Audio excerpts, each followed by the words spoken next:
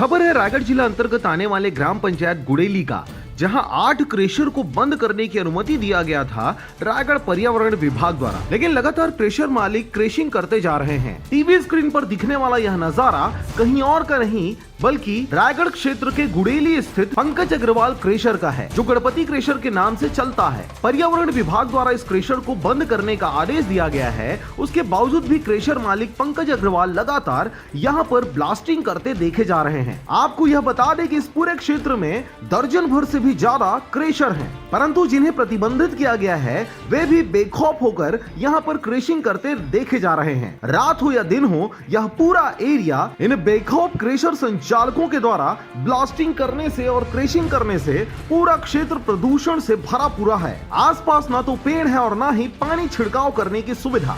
ऐसे में जनता करे भी तो क्या करे। बहरहाल प्रदूषण भरे वातावरण में जीने को मजबूर यहाँ के आम जनमानस शासकीय आदेश के पालन नहीं होने से खौफ के साये में जीने को मजबूर है। बहरहाल खबर प्रसारण के उपरांत अब यह देखने वाली बात होगी कि क्या किसी प्रकार का कदम पर्यावरण विभाग द्वारा उठाते इन बेखौफ और अवैध रूप से चलाए जा रहे क्रेशर संचालकों के ऊपर किसी प्रकार की कोई कार्रवाई करती है, या फिर ऐसे ही कागजों पर प्रतिबंध लगाकर आम जनता को ठगा जाता रहेगा। सारंगगढ़ से भागवत साहू के साथ अवध बरेड की रिपोर्ट, आरजे रमझाझर।